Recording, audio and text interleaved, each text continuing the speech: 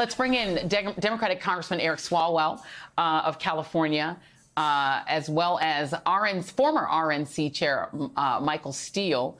He is an MSNBC political analyst. Thank you both for being here. Wow, and wow. I'm going to go to you first, Congressman Swalwell, just for your reaction. The Democrats sat a little smirkily watching all of this happen, because this wasn't y'all's problem. This was the other side's problem. What did you make of what happened today and the fact that Kevin McCarthy will not subject himself to another 15-round vote to try to become Speaker again? Well, it's tragic for America, Joy.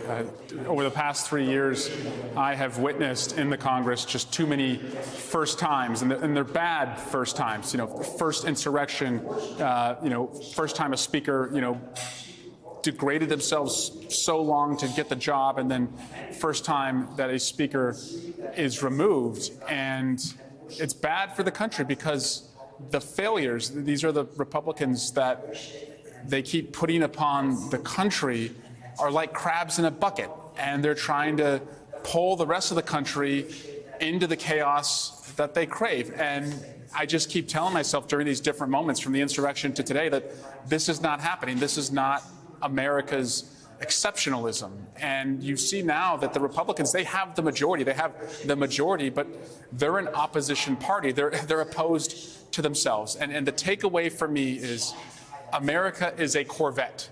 You can never give these guys the keys to the Corvette. It's too good of a country to let them drive it or ever be in charge.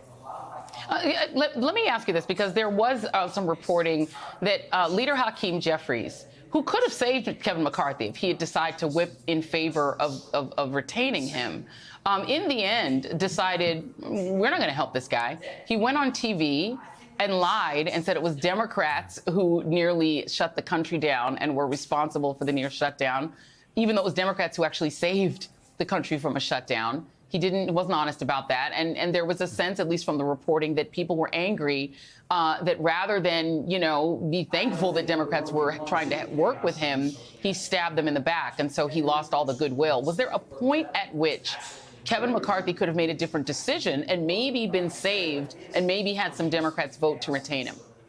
Yes, Kevin McCarthy had always put his own job first and the country last. And then you saw that with the debt ceiling, where the Democrats delivered the majority of the votes. You saw that with keeping the government open this weekend, where we delivered the majority of the votes. And when I went into the caucus meeting today, where we had to sort it out, what I saw was a number of members who said, you can't trust this guy. You can't trust him for 1 second to keep his word. And so why don't we use, as Speaker Pelosi would always say, our diversity is our strength, but our unity is our power. Why don't we use our unity as power and leverage so that for the next government funding bill or getting Ukraine funding, we don't even have to negotiate with the crazies. Our unity can leverage the public sentiment to get us to the right outcome. And that right outcome, I think you're going to continue to see it led by Democrats. Michael Steele, I've had a lot of these conversations lately where people go, why can't Democrats get things done, right? And then I re-explain to them again that Republicans control the United States House of Representatives, and this is what that control looks like. Speaker Pelosi had literally the same margin in terms of the numbers of members that she had. Nothing like this ever happened to her, and yet the last 3 Republican speakers, Kevin McCarthy now joins Paul Ryan and John Boehner in being incapable of controlling a caucus with this narrow of a margin. And in their case, they had even wider margins, and they both had to leave in humiliation and quit because they can't control their own caucus. This man lost 3 additional people who voted to oust him, Kevin McCarthy, who initially voted for him as Speaker. He got 8 votes against him. So he actually surpassed the number of people who voted against him last time. Yeah. He lost support as Speaker. They can't do anything, nor can they even keep the government open without firing their Speaker. How does one even argue that it is worth giving Republicans any power at all when this is the mess they've created of the last 9 months? So let me correct the record. It's not 3 speakers of the House. It's 4. You forgot Newt Gingrich. He was the first one they ran out on the rail.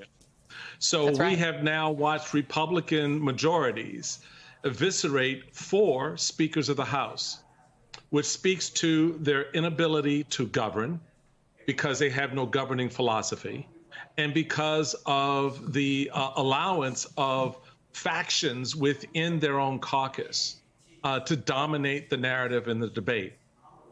I agree with my friend, Congressman Swalwell, about the backdrop of all of this.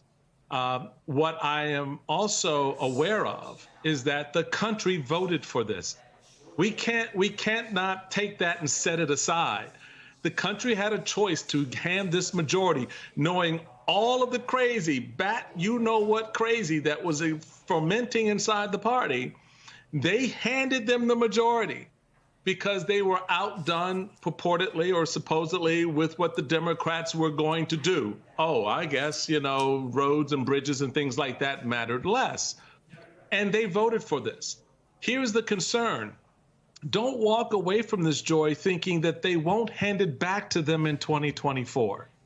And this is going to be the challenge and the opportunity for Democrats over the next 13 months, is to make the case of what this leadership choice is, right? Because you've got folks right now, Joy, just to the last point, you've got folks right now blaming Democrats for ousting Kevin McCarthy. And I'm like, wait a minute, did I miss the 15 votes it took Kevin McCarthy to convince his Republicans, who had the majority, to make him speaker? Did I miss what he did with that speakership when he said to Matt Gaetz, oh, we will no longer require 20 votes in the House to vacate the chair. We'll give the power to one member only. I don't remember the Democrats calling for the vacating of the chair. So, we've got to get the narratives correct here, and the Democrats need to get in front of this, because you're getting blamed right now for ousting the Speaker of the House.